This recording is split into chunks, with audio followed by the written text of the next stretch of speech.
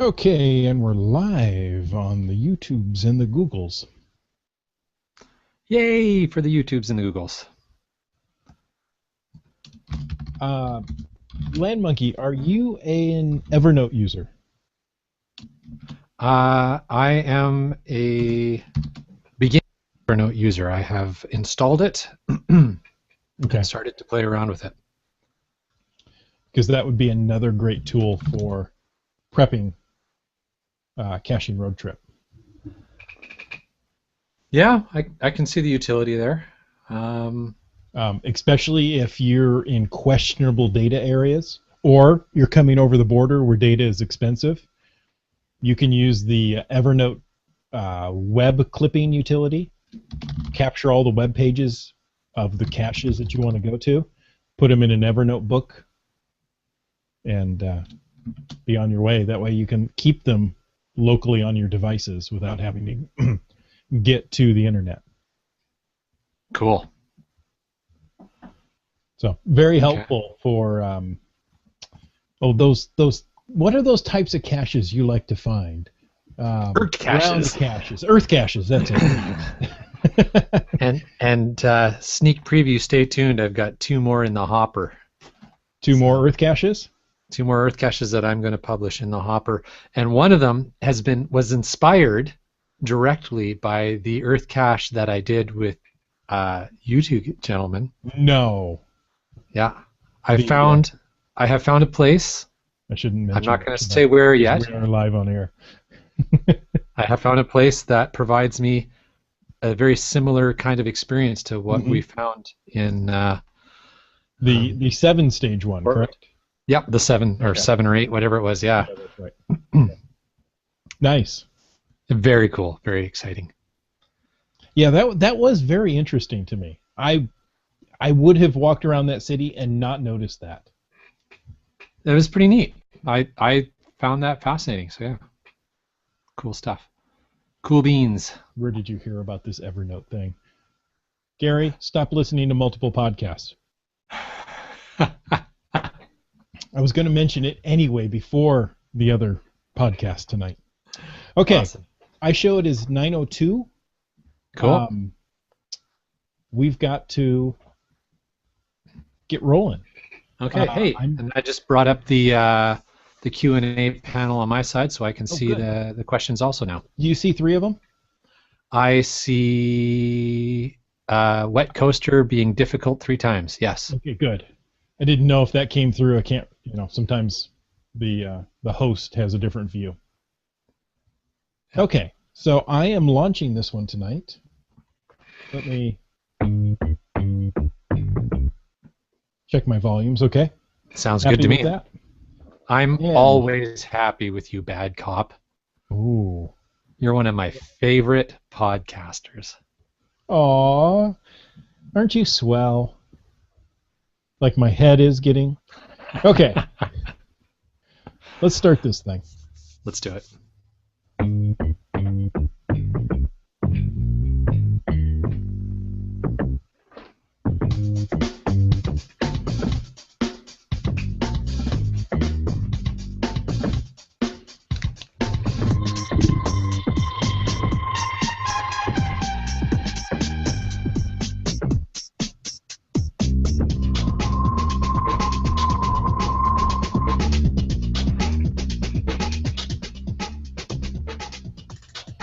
Oh, here we are. Welcome to Caching in the Northwest, the only podcast dedicated to geocaching in the great Pacific Northwest.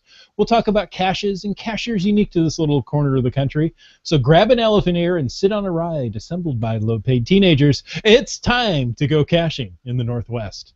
Now, tonight, I am joined by none other than the Queen's representative for colonial caching. Some say he's been claiming territory for the British Empire and conducting recon for Banana Sauce's assault on Montana. All we know is he's called Land Monkey. I cannot confirm or deny rumors of my activities in Idaho and Montana. However, if Banana Sauce and Dr. D are listening, drop me a line. I've got some information to share. Now, the geese fly high That's right. The eagle has not landed. All right. All this talk about fair food and rides makes me miss our co-host, Wits End. But fear not, good listener, he'll be back with us soon. Now, an elephant ear, is that like a beaver tail? Well, a beaver tail actually is a pretty good description of what I'm thinking of. It's about a plate-sized, uh, diabetes-inducing chunk of fried dough with sugar and cinnamon over the top of it. Then it is what I was thinking of, and either way, it sounds appealing to the British Empire. All right, folks. So, while we wait for the return of Wits End, let's talk about preparing for geocaching road trips. Exactly. Now, before we get too involved in tonight's topic, let's cover some news relevant to caching in the Northwest. Now, we already have people who have realized I've enabled Google's Hangout Q&A tonight. So let's see if that helps with audience interaction. I see a couple of people have already gotten in there and typed in questions pertinent to tonight's topic. Fantastic. But we've also got a lot of interesting news, so let's get right into it. A milestone, 14 years in the making, has been reached this week as the 1 millionth geocache was published in the U.S. That's 1 million reasons for Americans to get off the couch and explore their neighborhoods, just waiting to be discovered. And some are likely within walking distance. I get all this from the geocaching.com blog. Geocaching was launched in 2000 with just 75 hidden geocaches. As of 7:45 Eastern Standard Time on Sunday, September 14th, the 1 millionth active geocache in the U.S. was published. That cache was called Daddy's Fishing Hole, located near Schaumburg, Pennsylvania. Now, as of this recording, the 1 millionth cache has only been found 18 times, but with 95 notes of congratulations on that cache page. Wow, that's amazing. 1 million geocaches. I am going to confess that I find it a little too bad that the 1 millionth wasn't located in the Northwest. However, quite an accomplishment for you American geocachers. It'll probably be quite a while till there's 1 million in Canada, but you never know. You've got a bit of an edge on population, so. Yeah, but you're working hard to put those caches out there. We're trying, and once the colonialization of Montana takes place, that'll help with that. Oh, sorry. You'll inherit those. I spoke a little more than I should have. Okay. Anyways, other caching news. Let's go back in time before this takeover happens. Do you remember the year 2000? Yes. In the United States, a pound of bacon only costs $3, and a gallon of gas set you back $1.26. And on September 2nd, 2000, some hardy adventurers tired of being tied to an office cubicle day after day launched geocaching.com, an adventure to inspire play through GPS technology. So, just like any other story-worthy journey, geocaching.com's beginning was filled with uncertainty. Do you know they launched with 75 geocaches? I heard that somewhere recently. And did you know how they were originally funded? Somebody's back pocket or grandmother? Close to it. Sale of T-shirts. Really? Yeah. Today, the site lists the locations and descriptions for nearly 2.5 million geocaches hidden around the world, which, I want to say a third of those are in the U.S. Just saying. So, adventure is truly waiting to be discovered all around you, as long as you're in one of the 180 countries where geocaches are waiting to be discovered. So that's also from the geocaching blog. So happy 14th birthday to geocaching.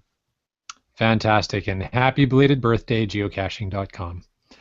Now, for some Canadian content in our news segment tonight, and perhaps a little closer to the topic of road trips, let's talk about the HitchBot.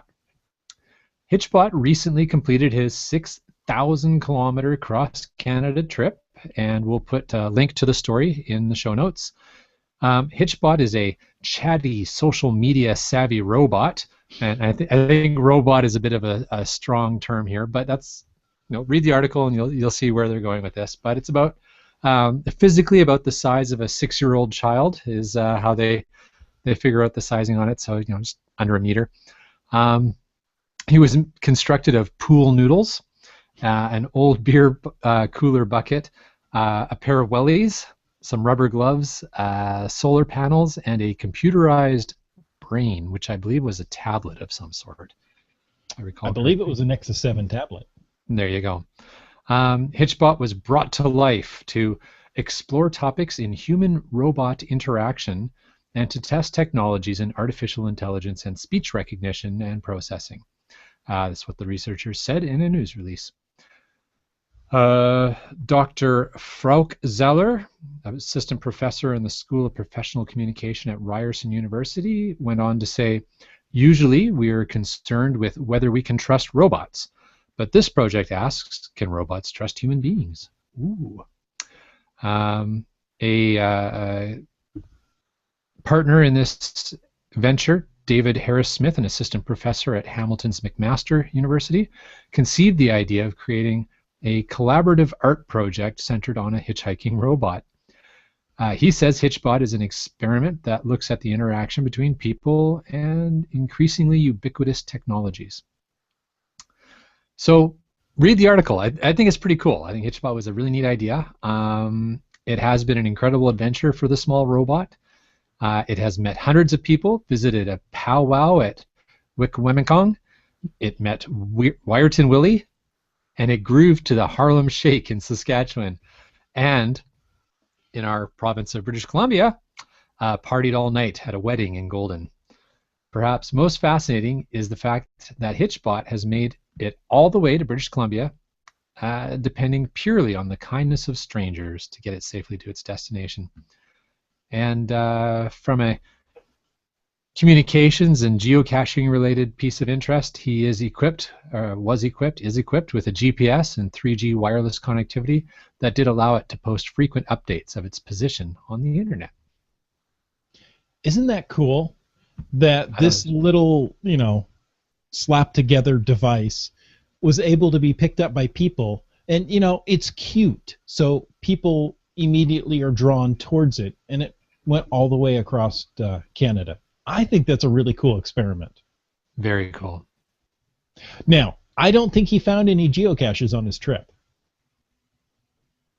It doesn't mention anything. So, Land Monkey, is your calendar handy? It is. It's time to talk about your favorite cache type. Ooh, my favorite cache type. So, everybody, everybody, circle October 12th, put a smiley on it, and write, "We're finding an Earth cache," because October 12th is International Earth Cache Day. It is the first Sunday of Earth Science Week, and it's your chance to join the global geocaching community in discovering a unique geocaching experience if you haven't already. And if you haven't already, I'm a little disappointed in you, but there's still time to redeem yourself in my eyes. Each person who logs a Found It for an Earth cache on Sunday, October 12th, will receive a new digital souvenir for their geocaching profile. Yay, more souvenirs. The souvenir will only be available on October 12th, so plan ahead. So Earth caches, for those who aren't in the know, Earth caches take geocachers to a special geological location. You might discover a giant boulder left by a glacier thousands of years ago, or stumble upon seams in the earth carved by the Earth's tectonic plates. There's generally there is no physical container to find with an Earth cache, but you do need to read the description and answer questions about the geological site that are posed on the Earth caches page. You'll discover the answers, you'll email the owner of the geocache with those answers, log a Found It, write a fun log of your experience, and off you go to your next Earth cache, because now you're addicted and you can't stop. So, share your International Earth Cache Day experiences on the Geocaching Facebook page or any of the other social media for this podcast, because we would love to hear about your experiences. And, but wait, there's more. If you're in the neighborhood, because, it's a big neighborhood in the Northwest, exactly, explore and visit the 3rd annual International Earth Cache event, which is taking place this October on Vancouver Island, Canada. Us land monkeys will be there. I am volunteering, and I will be accepting bribes for tips on the event lab caches. We're hoping to get some interviews while we're there, and including some time with the Earth Cache reviewers. So if all goes well and we do get those interviews, we plan to share them on our October 16th episode of Caching in the Northwest. That is so cool. Yeah, I mean, I remember when the first International Earth Cache event happened. It was way up in Maine, and there wasn't a chance I was going to get to it. But this is on my end of the continent. So I like that. Now, let's talk about today's episode, preparing for geocaching road trips. Now, absolutely. You, Mr. Monkey, have recently taken a very intensive geocaching road trip, have you not?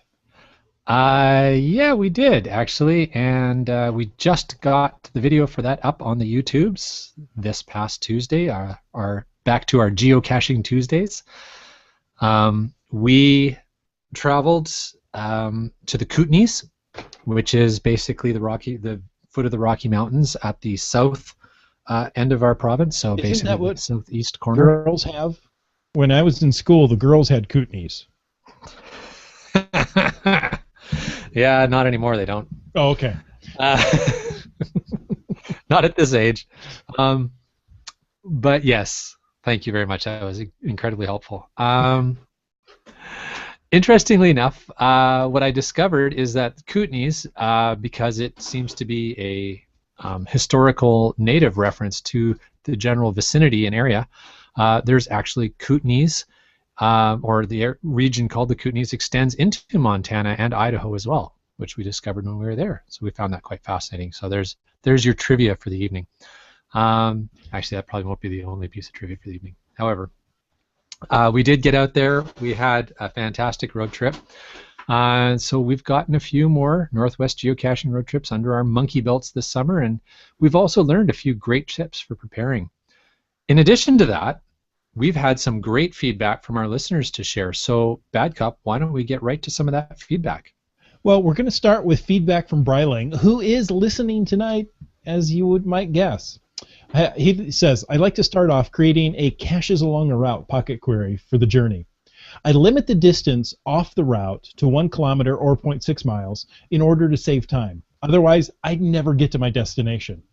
After I run the pocket query, then I sort the results by favorite points. This shows me the best caches along the route.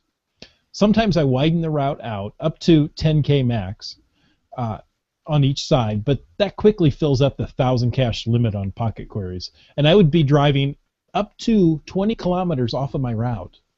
But sometimes that's a good thing, though. When creating my routes, I usually end the route some distance from the destination, especially densely packed urban areas. Then I pick a central spot nearby and create a standard pocket query to give me all the caches in that area. For the block party in Seattle this year, that meant running a query centered near Geocaching HQ. Adjust the size of the circle until you have just under 1,000 caches in your results query. That should be enough for everyone, right? I downloaded the results. Yeah, 1,000 caches. You're not going to get to them at a weekend. I downloaded all the results of my queries into GSAC for further filtering. I'm always looking to fill boxes on my difficulty terrain grid, or finds by date placed grid, or finds by placed month grid. GSAC shows me all of those at a glance, whether or not the caches are available, what their last logs were, and so on. And it makes it a lot easier to pick and choose the targets for a road trip. Finally, I use GSAC to export the high-value caches to my GPSR. I also download the pocket query results to my iPhone in case I find my plans have changed or have been changed for me. Been there. That way, I can still find some geocaches along the way. And you know what? That is a very good definition or example of what I do as well in geocaching or planning a trip. Caches along the route is absolutely essential. And then he goes through and sorts by favorites, or what I like to call cherry picking the best ones. Now, one way to do this, he can do it just that way, putting him in the GPSR. Or if you're using a Nuvi, perhaps you can put your caches, all the caches along the route, in as points of interest, and then just your cherry-picked ones as actual geocaches. So if you need to stop, you still have all that information with you. Interesting.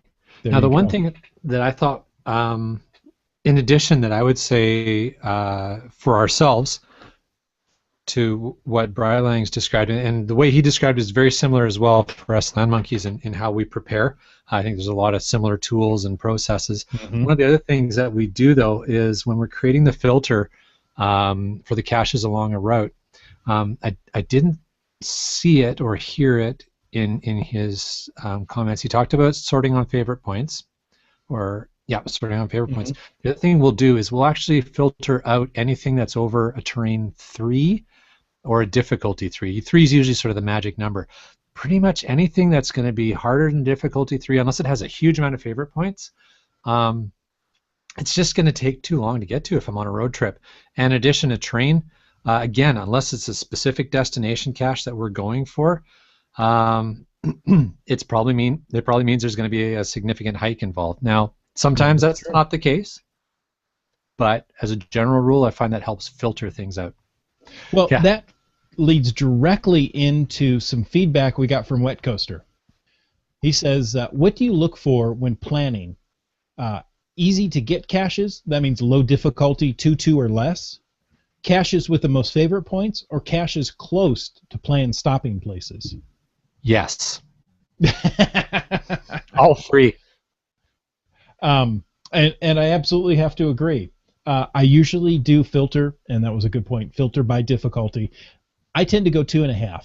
I think, it's halfway. Anything beyond that is you're right. It's either going to be a hike in, or, some sort of vertical challenge, which usually adds more time than we're willing to put into a quick stop and grab cache. I don't think you're vertically challenged. Well, I'm thinking climbing a tree, climbing a cliff, these other vertical challenges that we could be in. Things to that extent. So, favorite points, definitely. Those are the caches that you're going to have memories in the future that you found, not so much the, quick roadside guardrail cache. And caches close to planned stopping places. Now, when I travel with a family, I don't have planned stopping places. Not the ones that I thought of that we were going to stop at. So I have to agree with Brylang there. It's whenever you should be stopped. So perfect. So a little bit more feedback that we did have. Dora Moore shared with us via the facebook.com Team Land Monkey page. She said that they actually just got back from a 5-day trip. She says, we set a goal for each day, looked at caches in those areas that had lots of favorite points. So again, and went from there. On the way home, we chose special caches. We happened to be working on the Washington State Parks Geo Tour, so chose only those, alternating with earth caches. Yay! Along the route, our numbers stayed low, but we saw some really cool stuff along the way. And now we know where we want to go again when we have more time. There you go. And if you didn't hear, we did Geo Tours, I want to say it was last week, but I think it was 2 weeks ago now. And so listen to the Caching in the Northwest episode on Geo Tours. That was really well done. We do talk about the Washington State Parks Geo Tour in that. We do. And on the recent road trip that us land monkeys did that we were talking about off the beginning of the broadcast, we also did hit a couple of the sites that are for the Washington State Parks Geo Tour. And I got to say, having never really been to eastern Washington State before and driving through there, some of those parks have some pretty cool stuff to see. In particular, we saw the profile of Abraham Lincoln in rock in one of the state parks, which is quite interesting. I had no idea that was there. So anyways, again, I would just echo exactly what Dora Moore said. I think if you've got some sort of specific objective or challenge that you're working on, that's a really good way to filter for caches. Exactly. Yes. Very well done. Now, both of these cachers talked about selective caching, being picky about what caches are loaded and making sure they find the ones that are well favorited or fall in line with the specific caching goal and objective. Pocket queries or caches along routes downloaded onto a tablet or laptop that you keep with you, or even your phone. That works really well. Take the time to use the route mapping tools to filter out the ones you just don't want to go to, or filter out the ones you absolutely must get to. Now, when you're doing this, if you're using laptops or tablets or smartphones, if you're traveling, you've got to consider there's times where either data is not going to be available to you, or data is going to be expensive if you're doing an international trip, such as the monkeys who did the the caching in Montana. And so you plan ahead for those. Now, Bad Cop, you mentioned off the start of the show, or maybe it was in the pre-show, I can't recall, but you mentioned Evernote, and you said it's an alternative to a roaming plan. Can you maybe share with us a little bit what you meant by that? Yeah. I wanted to talk about this and the other podcast that I just happened to be a part of on Thursday nights, Geo Gearheads. We did a whole show on Evernote. Evernote has a web clip utility in the web version, meaning that you can go to a web page, such as a cache listing, clip that thing, put it into your Evernote notebook, and take that with you. That way you have a copy of the web page that you don't need data for. So, make sure you get that online, you sync up your device before you leave, and you're good to go. You can carry this with you, have all the data of the web page without having to pay for the charges through a phone company. Hey, that tip alone is worth the price of admission to this show. Bingo. And if you like it, go ahead and send us an elephant ear. No, there don't send us an elephant ear. And on the topic of smartphones and tablets and laptops and any other electronics you're taking with you, remember to pack your cables, your chargers, and any adapters for your electronics. And don't forget the USB cable for the GPSR. Oh, I have done it was a work trip, so I was out of state, forgot the charging cable for my phone. Yikes. Luckily, the concierge had one that, I dropped my phone off before I went into one of the meetings. They'd charge it there and come back and get it. But, not fun. Very cool, though. And yeah, I'm cheap. I wasn't going to spend $25 at, the gift shop for a new cable. That's 50 cents worth of wire and plastic. Yeah.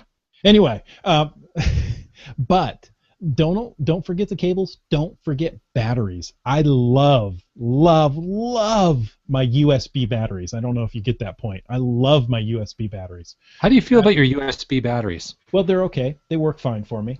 Okay. Batteries that have a USB port on them, sometimes they are, fixed sealed batteries. Sometimes you can get the Duracell ones that will take AA batteries in those and have a USB port out.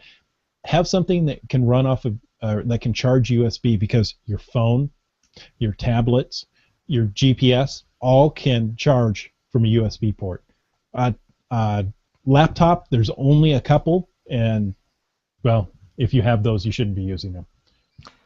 For anyone who's watching live or watching recorded, and for those who are listening who can't see, I'm holding up right now a gift from my sister-in-law, which is the Goal Zero charger, which does have a USB connection on one end and a USB port on the other end, and comes with an adapting cable.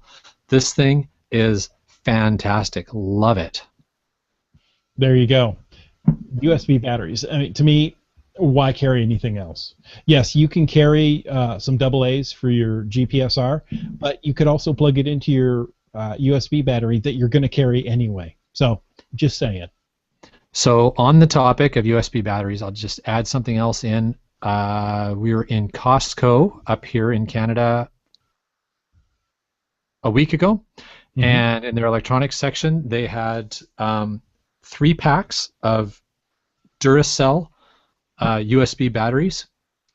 I cannot remember off the top of my head the milliamp range. I'm not sure if anybody who's watching remembers off the top of their head what Costco has right now. We could probably look it up later. But I can't speak to the quality of the product because I haven't used it.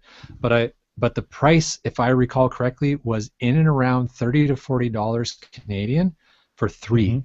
I want to say in the area of 2100 milliamps, but I'm not sure. I'd have to double check. Which would mean you can completely recharge 99% of the cell phones out there, the smartphones out there, with one of these batteries. So it'll double your usage of the phone. Then you can, top off the tablet, keep the GPSR going, and be good to go. So grab some of these. I personally like Monoprice. That's where I buy my batteries. I find they're good quality, low price. But I don't. Monoprice is not a sponsor of this show. They should be. I should go talk to them. Now, we've got more feedback. This one's from Dora Moore, and she shared even more. She says, I don't use GSAC because I'm a Mac user, so I do a lot of my planning old school, which actually helps us a lot more than we expected on one of those antique paper road maps. Yeah, the ones you can never fold. You know the ones. I don't think I'd be able to survive without one.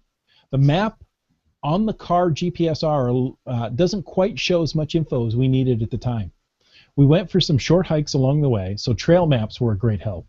I was able to load some into my Garmin using NorthWest trails that we've talked about again on this show. Fabulous maps to put into your Garmin unit. But we also picked them up at the trailheads along the way, and they came in mighty handy. Now, one great GSAC alternative is project-gc.com. It's an online tool that allows you to do many of the functions that GSAC does, and most of it is free. It is. I've started using projectgc.com since I learned about it from the Geo Gearheads, the Bad Cops Other podcast.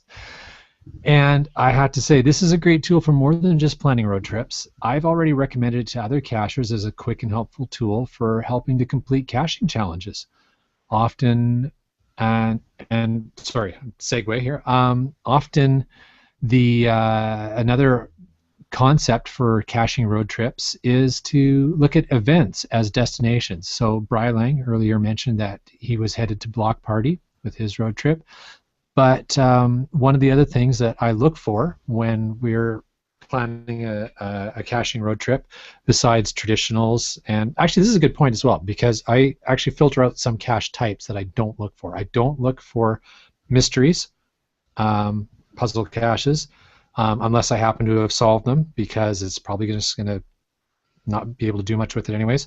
I stay away from multis, unless there's a very specific high favorited one that I'm after, because these take a lot more time, and so looking at that. But one of the things I also do look for is events, flash mobs, etc. If it happens to work out timing wise, then it actually could be a lot of fun, meet some new cachers, and I have also been known to create events on road trips. So, and I have been part of some of those events. Now, you have? Yes. In the live Q&A, Brian Lang adds, I use GSAC on my Mac by running it in Parallels, Windows 7, in a Windows 7 virtual machine. So that is always an option on a Mac. It is, if you're not too worried about the performance. Yeah, I mean, it's not great, but it's an option. So. It is, and that's great advice, Brian Lang. Thanks for bringing that up.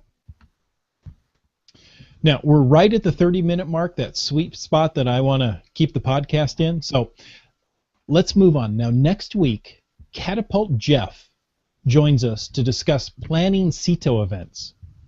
And, listen up, we will be giving away prizes to our live watchers. So, prizes, you say? Prizes. Real physical items. We'll be pushing them through the internets. No, we'll actually mail them to your doorstep. The following week, we're going to talk about earth caching in the Northwest. I wonder where we got that idea from. And then, on October 9th, we want to hear from you, our listeners, on the top Northwest geocaching adventures of summer 2014. You know, the summer officially is only a couple of days. There's only a couple of days left before we hit the equinox and summer's over, and we're officially in fall. So there you go, folks. We want to hear from you. So, first of all, we want to thank you for taking the time to listen to this episode of Caching in the Northwest. Make sure that you are a part of that show on October 9th by calling 253-693-TFTC and leaving us a comment, correction, or question any time of the day or night. And of course, you can always email us at feedback@cachingnw.com. Visit cachingnw.com for the show notes on this show or more about any other Caching in the Northwest podcast.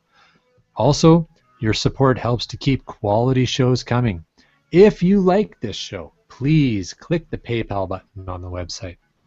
This show is licensed under a Creative Commons Attribution 3.0 license, copyright 2014 by Chris Umfenauer.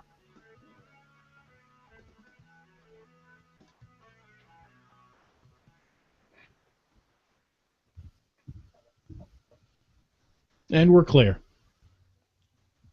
Clear. Hey, the Q&A worked really well tonight. It really did. That was fun. That was Yeah. Actually, that's a really good tool. Now, every once in a while, I noticed that a question would be highlighted in blue and jump to the top. I did that. Okay, because I know people can favorite questions, plus one them, and then they bump up in the list. Right, but as we talked about them, or have just recently talked about them, I popped them up to the top. That's very helpful for me because then You can get see them what we're highlighted. talking about. Yeah, Yeah, that's cool. the man. whole popcorn idea. Popcorn. Now, that's I don't good. know why Wet Coaster says we should leave them alone. I don't think he's talking about us. I think he was talking about something else, but that's okay.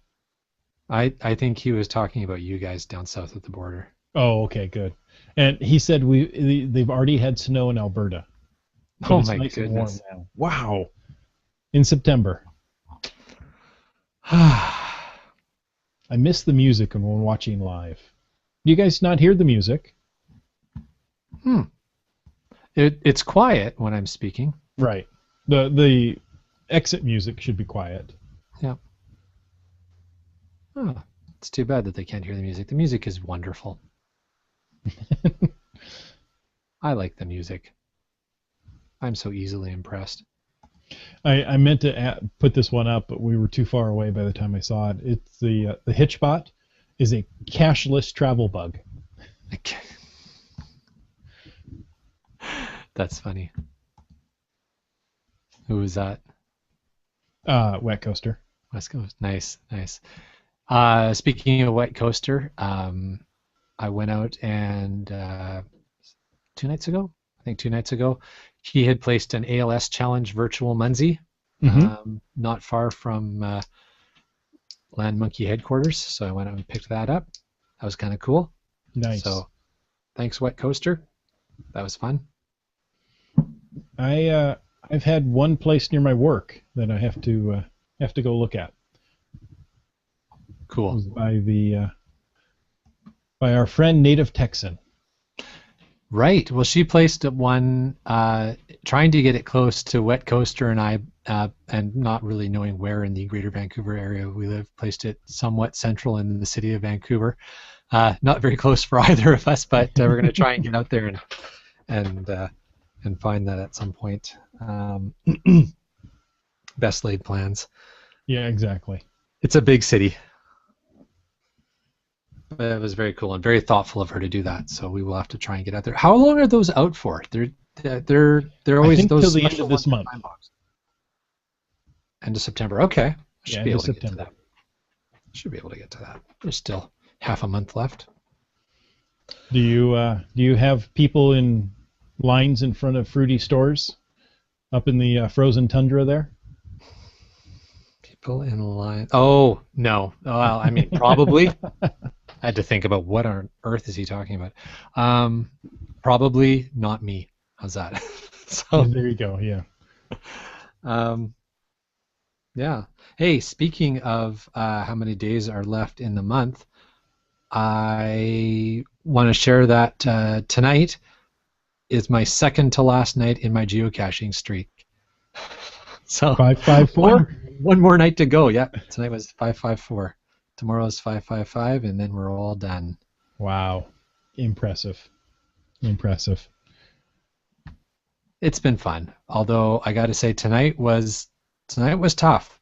3 DNFs before I finally found a cache. Oh And wow! of course, You really had of to course, work. there's greater increasing distances between them these days. Yeah, So exactly. Wow, you had to work hard. I had to work for tonight's. Yeah.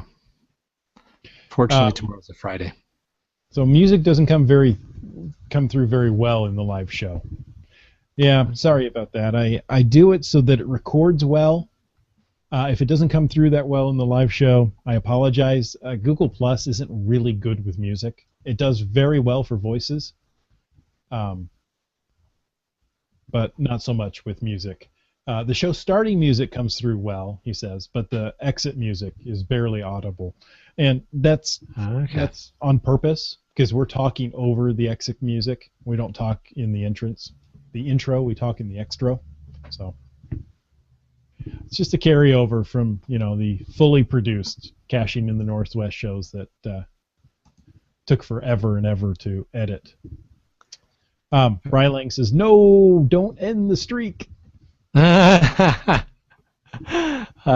I appreciate the thought, Brylang, but it's time to end the streak.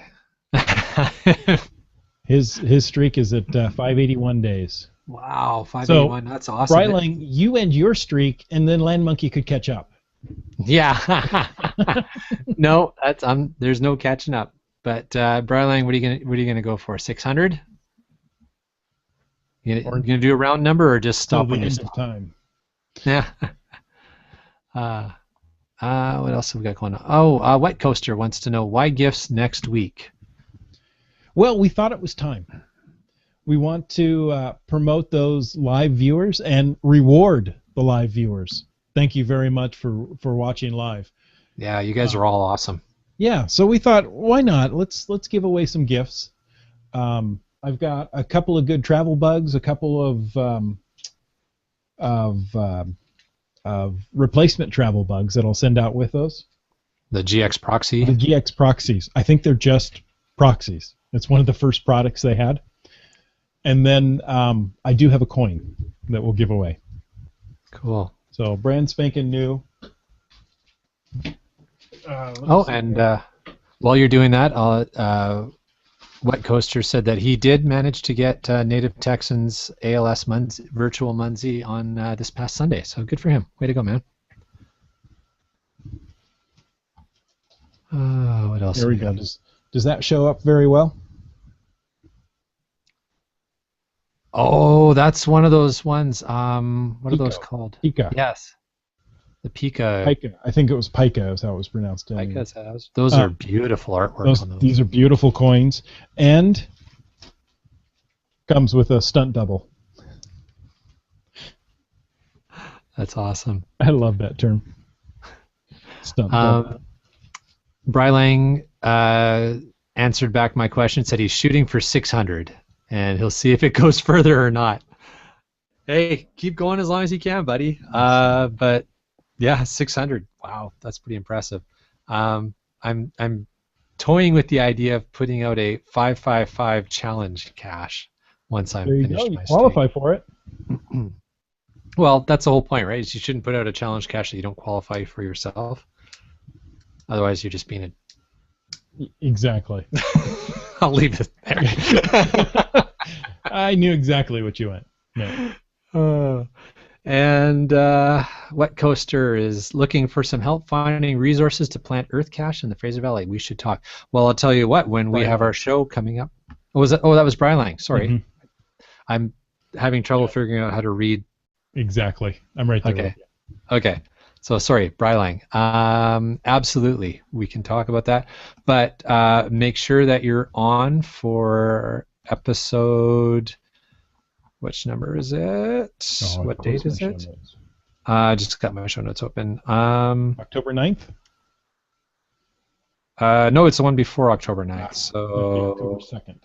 That would be October 2nd. October 2nd, we're going to talk about earth caching in the Northwest. So we'll definitely make sure. Sorry, I laughed as I was reading Wet Coasters while I was speaking. We'll make sure that we're talking about finding resources for creating earth caches, and of course, I'll talk about the Fraser Valley and our local area. A streak ended at 1.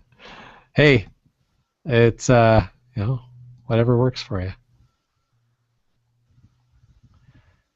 All right. So, it was geocaching streak, but talking about our road trips. We were talking about that earlier. We somebody likes tacos. That's nice. There's nothing wrong with tacos. We headed out of Kelowna on Friday and made our way through into the Kootenays, and we were going after the Backroads Map Book GeoTour caches, and we now have one more of those left before we complete the entire series, which is pretty awesome. But that was a lot of work getting those last 2 in the Kootenays. Now, do you get a special prize for completing them all, or did you get a prize for completing a majority of them? They have a few different prizes. So as we discussed on our episode when we talked about this series, every region, so there's 6 regions in the province, every region has 3 caches in the region, so you get a coin for every 3 caches, as long as, for every 1 coin for every region, so that's 6 coins. Plus there are 2 bonus caches, so if you get all 18 plus the 2 bonuses, so that's 20, then there's a additional coin that you'll be rewarded with. So that's 7 coins total, and wow, we have 1 cache left to get and claim that whole set. So we're really excited about that. You're collecting the whole set. That's right. Yeah, we've been going out and grabbing those caches and bringing them home with us. Yeah, exactly. That's the whole idea of collecting. Well, funny, when we first started geocaching and